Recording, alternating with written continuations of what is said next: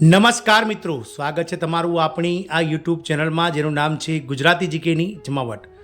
તો right to education act જે વર્ષ 2009માં દાખલ કરવામાં આવ્યો હતો, જેના અંતર્ગત ગરીબ અને મધ્યમ વર્ગના જે બાળકો છે કે જેઓની ઉંમર 6 વર્ષ પૂર્ણ થઈ ગઈ છે તેવા બાળકોને ગુજરાત રાજ્યમાં આવેલી ખાનગી પ્રાથમિક શાળાઓમાં જે છે તે વિનામૂલ્યે પ્રવેશ આપવા માટે 25% બેઠકોની જોગવાઈ કરવામાં આવી છે. આ બાળકોના તમામ અભ્યાસક્રમનો પ્રાથમિક શિક્ષણનો ખર્ચ સરકાર દ્વારા ઉઠાવવામાં આવે છે અને આરટી એડમિશન હેઠળ જે આવક મર્યાદા છે હાલમાં 1.5 લાખ રૂપિયા શહેરોમાં અને 1.20 લાખ રૂપિયા ગ્રામ્ય વિસ્તારમાં છે, જે છેલ્લા 16 વર્ષથી વધારો થયો નથી. ઘણા લાંબા સમયથી આ બાબતને લઈને મિત્રો સરકાર સામે આ વધારો કરવાની લઈને મિત્રો હિલચાલ ચાલી હતી, જેમાં ગત રોજ એટલે કે ગઈકાલે રાજ્ય કક્ષાના શિક્ષણ મંત્રી શ્રી પ્રફુલભાઈ પાનસરિયાએ કહ્યું હતું કે 1-2 દિવસમાં નિર્ણય થઈ શકે છે.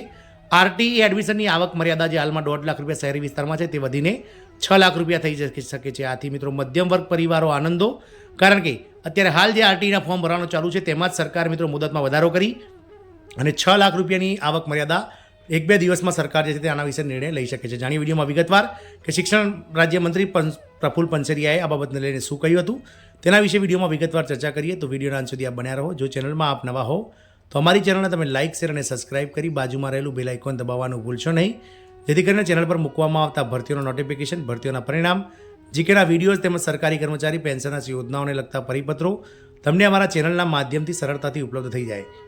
તો આરટી એટલે કે રાઇટ ટુ એજ્યુકેશન એક્ટ હેઠળ એડમિશનની આવક મર્યાદા જે શહેરી વિસ્તારમાં 1.50 લાખ એટલે 1.5 લાખ છે તેને 6 લાખ કરાશે. શિક્ષણ મંત્રી પ્રફુલ પાનસરિયાએ કહ્યું 1-2 દિવસમાં નિર્ણય લઈ શકે છે. હાલમાં જે ફોર્મ ભરવાની મુદત ગઈકાલે 12 માર્ચના રોજ પૂરી થઈ ગઈ છે, તેમાં 4 દિવસનો હાલ પૂરતો વધારો સરકાર દ્વારા કરવામાં આવ્યો છે. રાઇટ ટુ એજ્યુકેશન એક્ટ હેઠળ એડમિશન માટે ગ્રામ્ય વિસ્તારમાં 1.20 અને શહેરી વિસ્તારમાં 1.5 લાખની આવક મર્યાદા નક્કી કરવામાં આવી છે, જે વધારીને ગુજરાત સરકારે 6 લાખ કરવાની વિચારણા હાથ ધરી છે. સુરત આવેલા શિક્ષણ મંત્રી પ્રફુલ પાનસરિયાએ કહ્યું હતું કે સરકાર આ અંગે વિચારણા કરી રહી છે અને 1-2 દિવસમાં નિર્ણય લઈ શકાય છે. જો સરકાર નિર્ણય કરશે તો નવા દાખલા કઢાવવા માટે વાલીઓને વધારાના 10 દિવસનો સમય આપવામાં આવશે. આરટી એડમિશન માટે ઓનલાઈન ફોર્મ ભરવાનો આજે ગઈકાલે અંતિમ દિવસ હતો 12 માર્ચે, પરંતુ સાઇટ ધીમી ચાલતી હોવાના કારણે ફોર્મ ભરવાની મુદતમાં હવે 4 દિવસનો વધારો કરવામાં આવે છે. હવે 16મી તારીખે રાત્રિના 12 વાગ્યા સુધી ઓનલાઈન અરજીઓ જે છે તે વાલીઓ દ્વારા કરવામાં આવી શકે છે. જાણો આરટીને લઈને શું કહ્યું શિક્ષણ મંત્રી પ્રફુલ પાનસરિયાએ.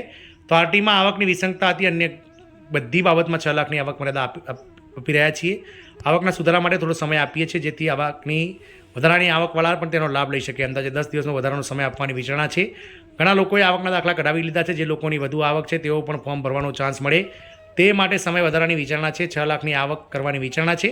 99% નિર્ણય 1-2 દિવસમાં આવી જશે. આરટી ફોર્મની મુદતમાં 4 દિવસનો હાલ પૂરતો વધારો કરાયો છે. શૈક્ષણિક વર્ષ 2025-26માં આરટીઈ એક્ટ હેઠળ પ્રવેશ માટે ઓનલાઈન ફોર્મ ભરવાની છેલ્લી તારીખ 12/3/2025ના મધરાતી 12 કલાક સુધી રાખવામાં આવી હતી. વેબસાઇટ પર યુઝર્સની સંખ્યામાં વધારો થવાથી સાઇટ ધીમી થવાના કારણે ઓનલાઈન ફોર્મ ભરવાની સમયમર્યાદા તારીખ 16/3/2025 રાત્રિના 12 કલાક સુધી વધારવામાં આવી છે. રાજ્ય જિલ્લા કક્ષાએ ફોર્મ ચકાસણી થતાં પ્રવેશ પ્રક્રિયાના રાઉન્ડ સંબંધિત તારીખો આગામી સમયમાં જાહેર કરવામાં આવશે. હાલની આવક મર્યાદા ગ્રામ્ય વિસ્તારમાં 1.20 અને શહેરી વિસ્તારમાં 1.50 લાખ છે. તો મિત્રો તેને વધારીને 96% કરવામાં આવી છે તેવું શિક્ષણ મંત્રી 6 લાખ રૂપિયા કરવામાં આવશે તેવું શિક્ષણ મંત્રી પ્રફુલ પાનસરિયાએ જણાવ્યું હતું. પહેલાં ગુજરાત વાલી મંડળ એકતા મંડળે પણ આવક મર્યાદા વધારવા માંગ કરી હતી. ગુજરાત વાલી એકતા મંડળે 7 મહિના પહેલાં જ મુખ્યમંત્રીને પત્ર લખીને જણાવ્યું હતું કે 2009માં જ્યારે આરટીઈનો કાયદો ઘડાયો ત્યારે આવક મર્યાદા 1.5 લાખ રાખવામાં આવી હતી, પરંતુ 2009થી 24 સુધી મોંઘવારી સતત વધી રહી છે. આમ લગભગ 15 વર્ષ જેટલા સમયગાળા દરમિયાન પણ સામાન્ય અને ગરીબ માણસ પોતાનું કુટુંબ ગુજરાન ચલાવવા માટે વાર્ષિક હાલમાં 2 થી 2.5 લાખ રૂપિયા કમાઈ રહ્યો છે. હાલની પરિસ્થિતિમાં ગુજરાત ચલાવવા માટે 2.5 લાખ રૂપિયાની જરૂરની આવક છે તે જરૂરી છે. રાજસ્થાન, દિલ્હી જેવા રાજ્યોમાં આરટીમાં આવક મર્યાદા 2.5 લાખ છે, તો ગુજરાતના વાલીઓ માટે વધારામાં શા માટે નથી આવતી? ગુજરાતના વાલીઓ પણ આવક મર્યાદા 2.5 લાખ કરવામાં ઈચ્છતા હતા. આરટીમાં આ વર્ષે કુલ 93,527 સીટ પર એડમિશન અપાશે. ગુજરાતમાં રાઇટ ટુ એજ્યુકેશન એક્ટ હેઠળ અલગ અલગ જિલ્લાઓમાં આવેલી ખાનગી પ્રાથમિક શાળાઓમાં કુલ 93,000થી વધુ વિદ્યાર્થીઓને પ્રવેશ અપાશે. અમદાવાદ શહેરમાં 14,778 અને જિલ્લામાં કુલ 2,262 બેઠક પર પ્રવેશ આપવામાં આવશે. સુરત શહેરમાં 994 શાળાઓમાં 15,229 બેઠકો અને ગ્રામ્ય વિસ્તારમાં 388 શાળાઓમાં 3,913 બેઠકો ઉપલબ્ધ છે. ગત વર્ષે સુરતમાં 12,000 અને ગ્રામ્ય વિસ્તારમાં 4,000થી વધુ બેઠકો હતી.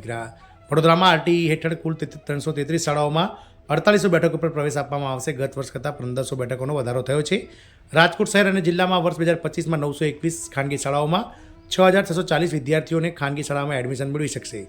ગત વર્ષે 2024માં કુલ 804 ખાનગી શાળાઓમાં 4487 બેઠક પર આરટી હેઠળ પ્રવેશ અપાયો હતો. મિત્રો આરટી હેઠળ પ્રવેશ મેળવવા માટે બાળકની અગ્રતા ક્રમમાં પહેલા નંબરે અનાથ બાળકને મિત્રો અગ્રતા આપવામાં આવશે, બીજા નંબરે સંભાળ અને સંરક્ષણની જરૂરિયાતવાળું બાળક, ત્રીજા નંબરે બાળગૃહના બાળકો, ચોથા નંબરે બાળ મજૂર, સ્થળાંતરિત મજૂરના બાળકો, પાંચમા નંબરે મન બુદ્ધિ સેરેબ્રલ પાલ્સી ધરાવતા બાળકો, ખાસ જરૂરિયાતવાળા બાળકો, શારીરિક રીતે વિકલાંગ અને વિકલાંગ ધારા 2014ની કલમ 34(1) દર્શાવ્યા મુજબના તમામ દિવ્યાંગ બાળકો, આર્ટ એટલે કે એન્ટ્રી રેટ્રોવાયરલ થેરાપીથી સારવાર લેતા બાળકો છઠ્ઠા નંબરે, સાતમા નંબરે ફરજ દરમિયાન શહીદ થયેલ લશ્કરી અર્ધલશ્કરી પોલીસ દળના જવાનોના બાળકો, આઠ નંબરે જે માતા પિતાને એકમાત્ર સંતાનમાં દીકરી હોય તેવા મા બાપની દીકરી, નવમા નંબરે રાજ્ય હસ્તકની સરકારી આંગણવાડીમાં અભ્યાસ કરતા બાળકો, દસમા નંબરે 0 થી 20 આંક ધરાવતા તમામ category SC, ST, SC, BC, general તથા અન્યના BPL કુટુંબના બાળકો, 11 નંબરે અનુસૂચિત જાતિ અને અનુસૂચિત જનજાતિ કેટેગરીના બાળકો અને 12 નંબરને પછાત વર્ગ,